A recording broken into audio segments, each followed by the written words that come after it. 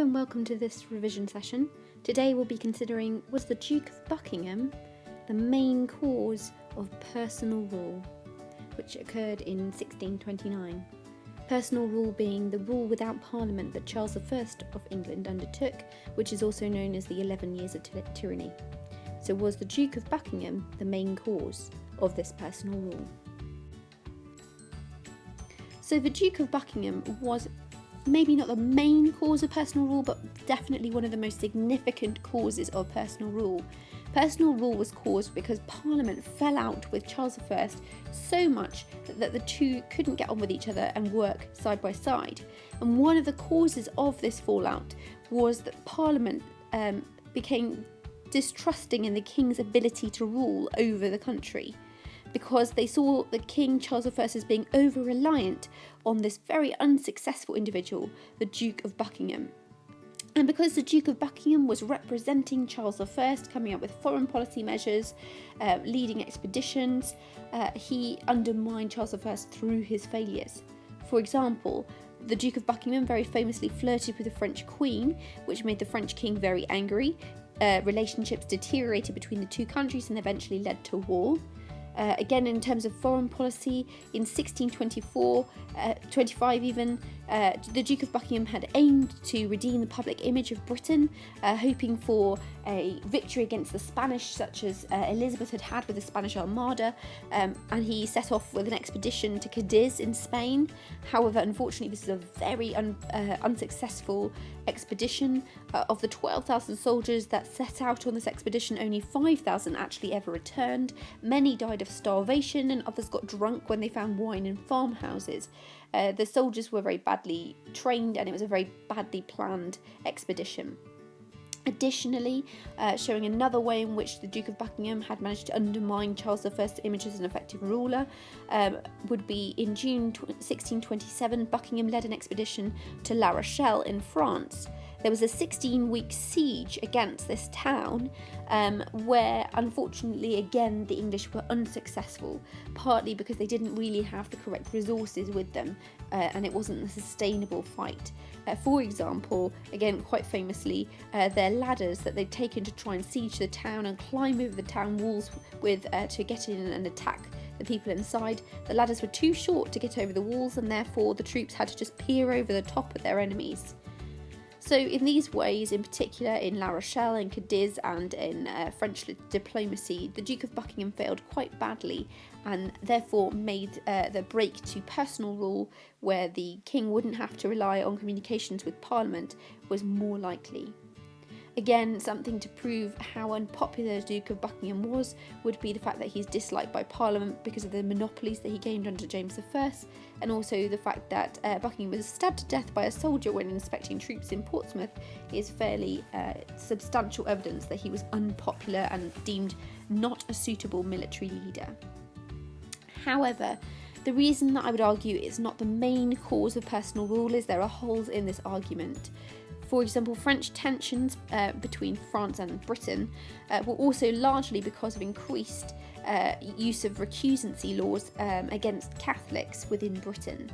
France at this time was a Catholic country, and it had been agreed when the marriage between Henrietta Maria and Charles I was arranged that there would be no use of recusancy laws against Catholics actively.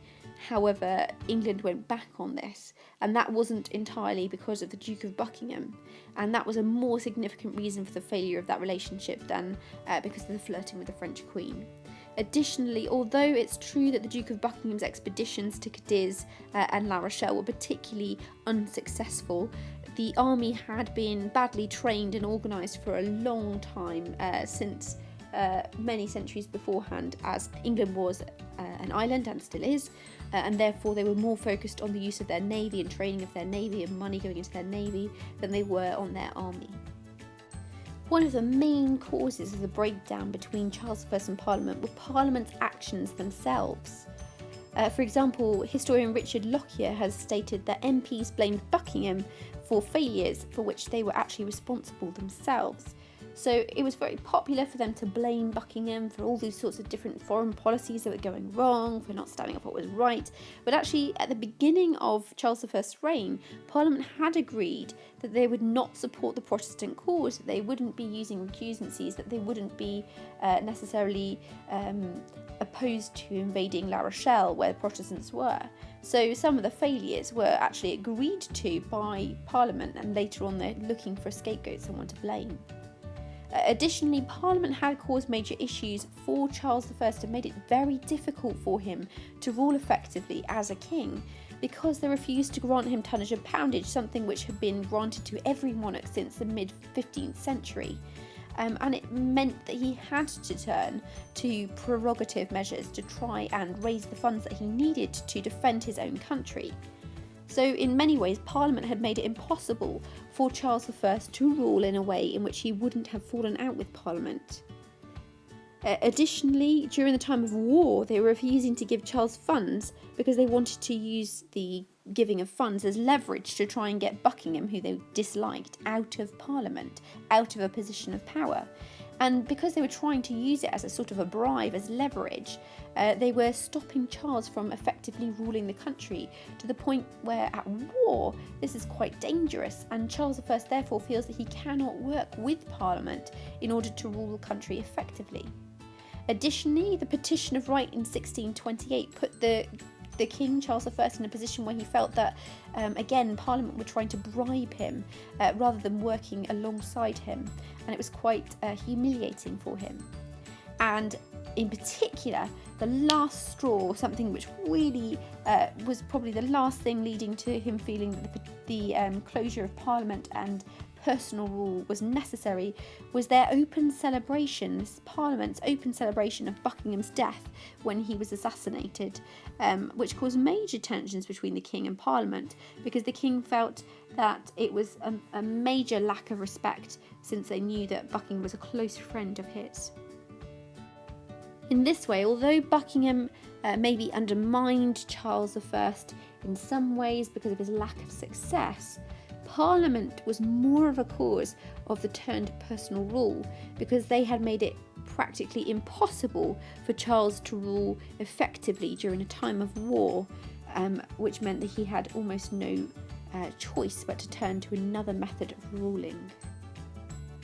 Charles I himself was a key reason for the turn to personal rule. Obviously it was his decision, but his actions also really damaged the relationship between himself and Parliament, more so than just the Duke of Buckingham's actions himself. For example, Charles I was not a very charismatic speaker.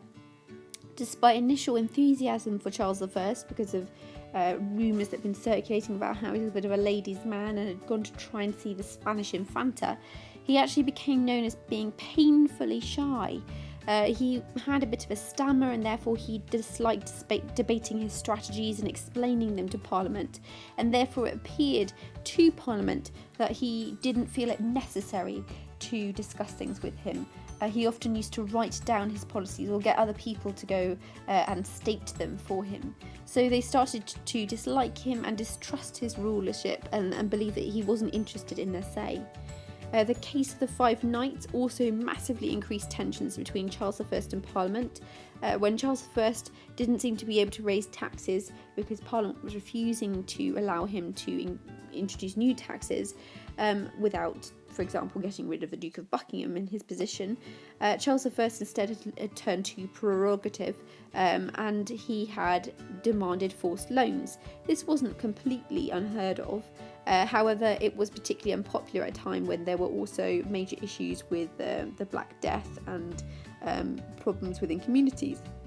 So many people had started to question whether the forced loans were necessary, and in the case of Five Knights in particular, they'd been arrested for refusing to pay forced loans that the king had demanded. And when they were arrested and in prison, they stated habeas corpus, the right to have a trial in front of a court where they would state what the reason was that they were imprisoned. Now the court, they demanded release from the court, and the court started to suggest that they would be allowed to be released, but Charles overruled the court, stating that they'd have to remain in prison, which made him look very tyrannical, quite autocratic as a ruler.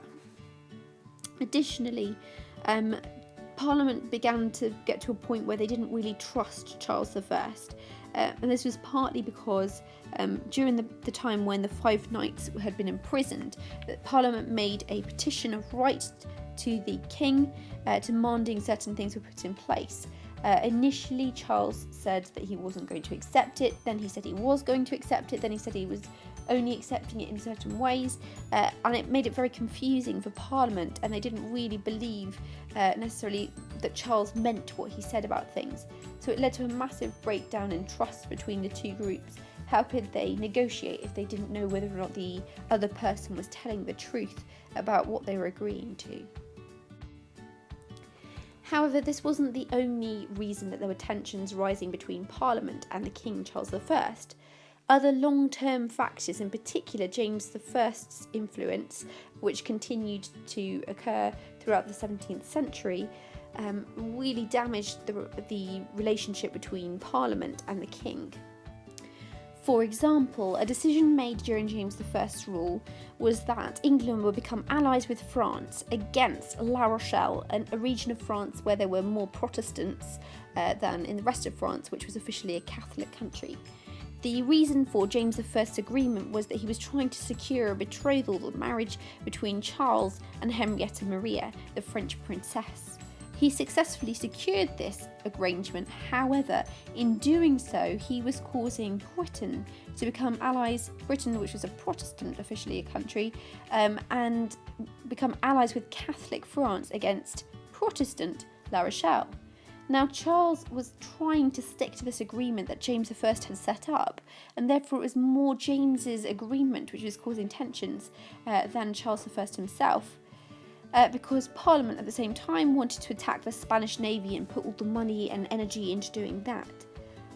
Additionally, though, Charles was sort of pulled into the Spanish War at the same time, so he had a war with two different countries at once because of James's decisions as well, because James had continued Elizabeth's war with Spain, the Spanish Armada.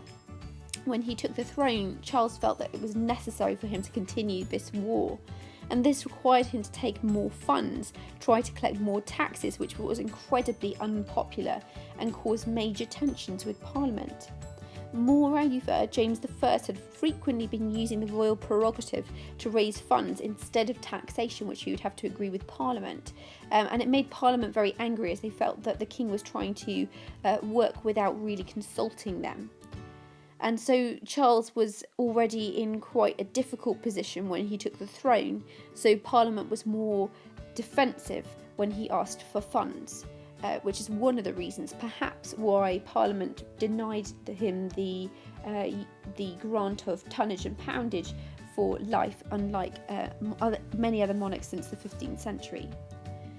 Additionally, it could be argued long-term factors such as the fact that the navy was always strong and the army was neglected caused Charles I a difficult position when he took the throne in the first place, because it meant he had to employ mercenaries, temporary soldiers, often from the Netherlands, at huge cost, because he couldn't rely on an already trained army when he took power, especially very early on in 1625. And this cost around £30,000 a month to employ all these mercenaries to help to defend England in these two wars which they were fighting, which obviously caused major tensions with Parliament because it meant that Charles I was trying to raise more funds, either through prerogative taxes or through taxes with the government.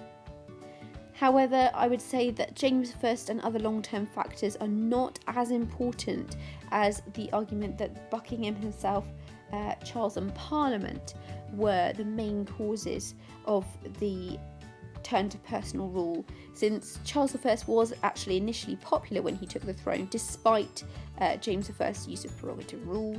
And although it's true that there were two wars being fought, this had happened in the past before, and the problems with the army, they would have known about them before they went to attack. So, for example, in Cadiz, perhaps they could have given more food and supplies to the troops in order to make sure that they didn't starve or kind of go out and get drunk. They weren't being kept in order properly, or making sure that they had the correct supplies before setting off to La Rochelle. So, for example, ladders that could have been extended in some way.